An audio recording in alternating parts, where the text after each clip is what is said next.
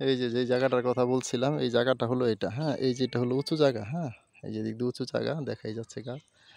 আর যেই ধান ক্ষেতটার কথা বললাম 16.5 কাঠা, এই যে এটা, এই যে ওই যে একটা পাখি দেখা যাচ্ছে বৈশা রয়েছে, ঠিক আছে। এই যে এই দূরে এই ওই যে আইল দেখা যাচ্ছে, ওই মাথায় গাছগুলো, এই এই পুরাটা জায়গায় বিক্রি হবে, হ্যাঁ। এদিকে একটা দুইটা প্লট পরে ওদিক দিয়ে উঁচু জায়গা, হ্যাঁ। আর এদিক দিয়ে এটার সাথেই এই যে এটা যে উঁচু জায়গা, ঠিক আছে। তো এখান থেকে দেওয়া যাবে 16.5 কাঠা থেকে যদি কেউ অর্ধেক নেয় বা 3-4 কাঠা নেয় তাহলে সেটাও দেওয়া যাবে, হ্যাঁ। এই যে পুরো জায়গাটা ঘুরে ঘুরে দেখাচ্ছি, হ্যাঁ। প্রায় স্কোয়ার জায়গা, একেবারে সামান্য একটু আছে, ঠিক আছে।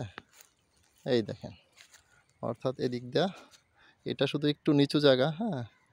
এটা থেকে এই যে 4-5 ফিট উঁচা করলে 3-4 ফিট, মানে আর পানি উঠবে না, হ্যাঁ।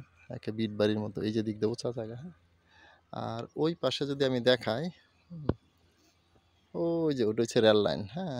ওই যে দূরে বট গাছ, তারপরে রেল লাইন দেখা যাচ্ছে। আর এই পাশে আছে ওই যে রয়েছে একটা গরুর খামার আছে, অনেক বড় একটা গরুর খামার এগ্রো। আর এই যে গাছগুলো এটার পরে হচ্ছে মেন রাস্তা, হ্যাঁ। এই যে এই যে এটা হচ্ছে মেন রাস্তাটা, হ্যাঁ।